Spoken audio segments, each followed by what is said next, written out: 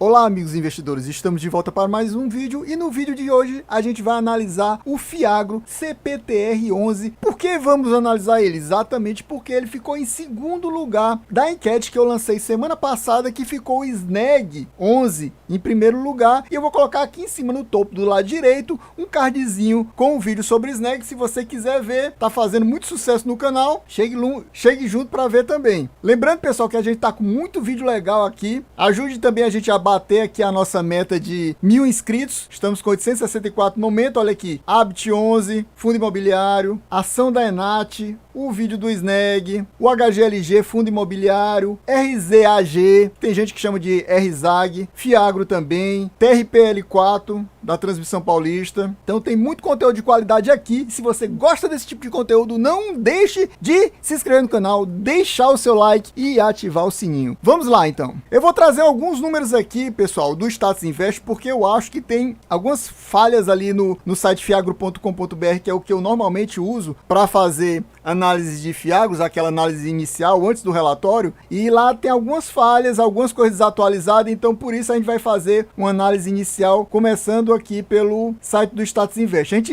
verifica aqui, ó, a ação chegou aqui no máximo nas últimas 52 semanas em R$ 106,77 e uma mínima de R$ 95,02, exatamente naquela época que estava tudo caindo aqui no mês de dezembro. E o fundo atualmente está cotado a R$ 97,83. Esse Fiagro, ele foi lançado basicamente em junho, ou seja, ele tem assim 8 meses de existência. Então ele tem muito pouco tempo de existência. Tem gente que, se é tão novo assim eu não quero, eu só quero com 2 anos ou mais. Então não podemos fazer nada, né? Passar bem, fuja do CPTR. Mas você vê que em apenas 8 meses ele distribuiu estúpidos 12,60% de dividend yield, um dividend yield muito alto para apenas 8 meses. Imagine daqui a 4 meses quanto é que ele não vai estar. Mesmo assim, sofreu uma desvalorização de 2,17% nesse período. A gente verifica também que o valor patrimonial da cota é R$ 98,85, ou seja, o P sobre VP está apenas 0,99, ou seja, ele está abaixo de 1, está com 1% de desconto. E normalmente a maioria dos Fiagros, principalmente esses Fiagros que têm um alto dividend yield mensal, digamos assim, cobram um prêmio. Eles normalmente são 1,01, 1,02, e teve um período antes ali de dezembro, mais ou menos em outubro, novembro, a maioria estava 1,05, 1,06, e agora ele está descontado, ele está 0,99 apenas. Muito bom isso. E o número de cotistas atualmente é 11.776. A gente verifica que apesar do número de cotistas ser relativamente baixo, a liquidez diária dele é muito boa.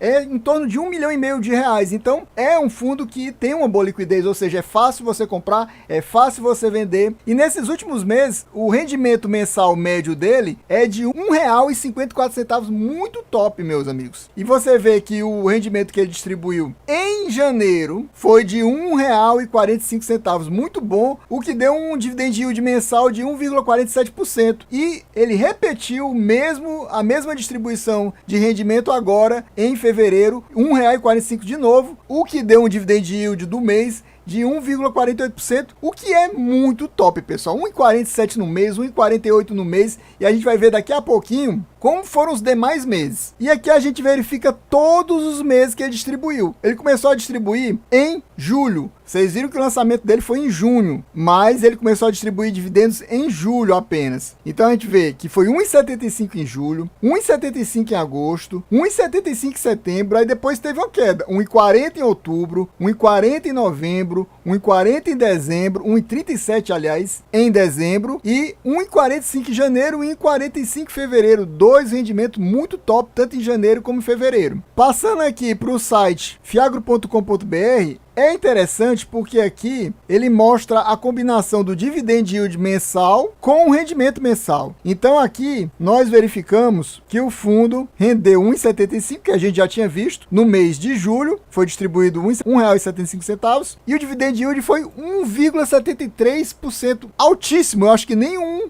fiagro que eu acompanho, dos 8 que eu tenho, deu um dividend yield tão alto num único mês. A gente tinha visto também que tanto em agosto como em setembro ele também tinha distribuído R$ 1,75, o que representou 1,70%, altíssimo também em agosto e altíssimo também em setembro. Já nos meses de outubro e novembro, o rendimento foi de R$ 1,40, que ainda é muito alto, o que representou um dividend yield de 1,32% em outubro e 1,39% em novembro. No mês de dezembro foi o pior rendimento verificado pelo Fiagro até o momento, que foi R$ 1,38. O pior de todos, ainda foi alto, que correspondeu a 1,38%, altíssimo ainda. E como verificamos nos últimos 2 meses, a gente também já agora acabou de ver que foi R$ 1,45, representando respectivamente 1,47% em janeiro e 1,48% em fevereiro. Aqui a gente verifica com mais precisão no relatório de dezembro. Esse relatório de dezembro é relativo ao dividendo que foi distribuído em janeiro, ainda não saiu de mês de fevereiro. O fundo se iniciou, na realidade, foi em março, 16 de março, e a gente viu que o primeiro dividendo distribuído foi apenas em julho. Isso aqui foi a época do IPO dele. Nós verificamos aqui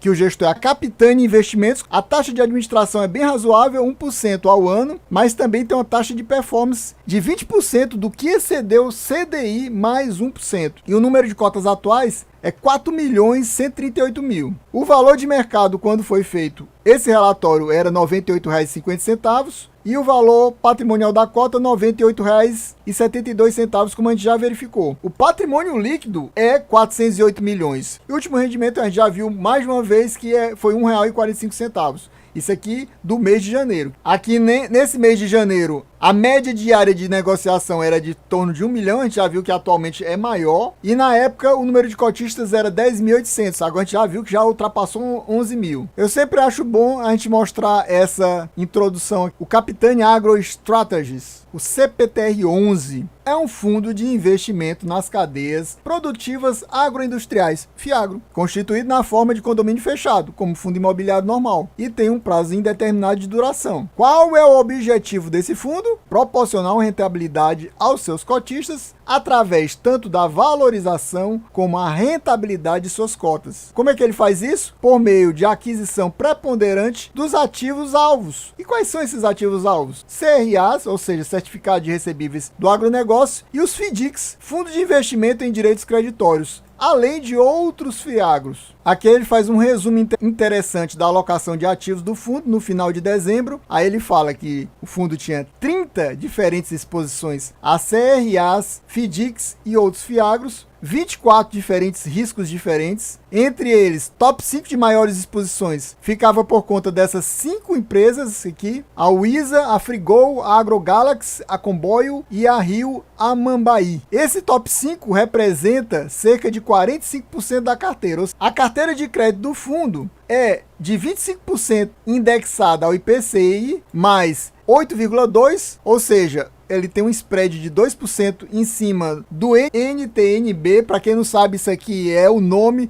do Tesouro IPCA+. 74% da carteira é indexada a CDI mais 4,9%. E apenas 1% da carteira é indexada a cotas de Fiagro. E a duration média dessa carteira é de 2,4 anos, ou seja, é relativamente pequena essa duration. Nesse mês de dezembro, aconteceu aquisições relativas a 23 milhões de CRAs e foram vendidas 14,3 milhões de CRAs. Aqui ele fez um comentário que eu achei interessante, que vale a pena falar, sobre as commodities. No caso, as principais commodities que afetam a carteira, no caso, são açúcar e etanol, grãos, fertilizantes e proteína bovina. Mas ele vai falar exatamente das duas que merecem mais destaque, que são açúcar e etanol e proteína bovina. Eu vou deixar para você ler, você dá uma pausa e dá uma lida. Nessa parte aqui do relatório, ele fala do percentual de alocação em relação ao PL. Então a gente vê que a maior parte dos ativos do fundos são os CRAs, 97%, é quase tudo, né? 97% de CRAs, 2% de FDIC e apenas 1% de FIAGRO. É quase 0% de caixa. Ele colocou 0 para arredondar para 0, mas é tipo 0,1.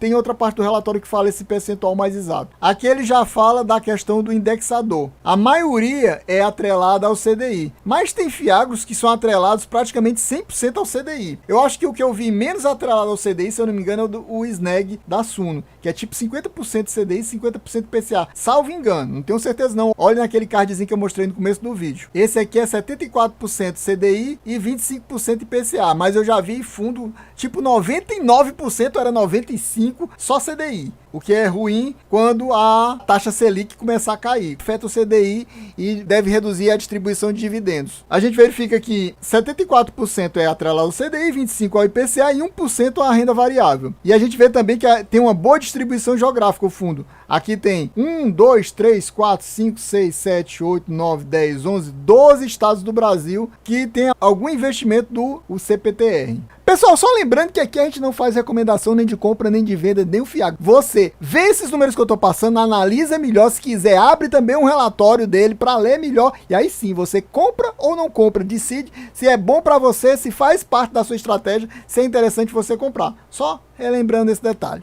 Aqui a gente também vê a exposição por setor. O setor que ele tem, ele é mais exposto, o fundo, é 30%, mas tem um detalhe que o gestor diz que vai tentar reduzir essa exposição a esse setor de açúcar e etanol, 24% revenda, 10% em proteína animal. Aí você vai ver esses outros aqui. E aqui você vê os devedores. O maior devedor é a Uisa, a Frigol também, a AgroGalaxy também. Ou seja, tem várias dessas empresas que elas não devem a apenas um FIAGRO, elas devem a 2, 3 FIAGROs às vezes. Ou seja, elas são parte de vários FIAGROs, devem a vários FIAGROs ao mesmo tempo. Nessa parte aqui do relatório, ele vai mostrar quais são os ativos, ou seja, quem está devendo, qual o setor, quanto é que deve, qual o percentual do PL, indexador, o percentual, a duration. Eu vou passar aqui devagarzinho e você vai vendo aí, se você quiser, você dá uma pausa para ver os percentuais e os valores. Eu não acho que vale a pena ler isso aqui para você. E aqui nessa parte do relatório, ele vai mostrando para a gente detalhes. Quem foi o tomador do empréstimo, quanto é a taxa de emissão, quando é o vencimento, qual é a duration, e vai dizendo também quanto é a garantia, qual o setor. Eu vou passando aqui,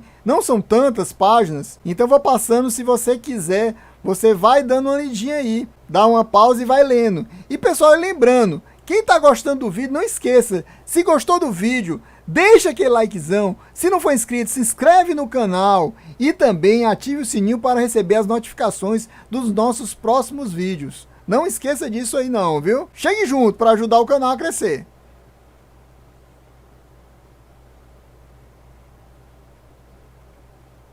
E é isso aí, valeu, até a próxima e fui!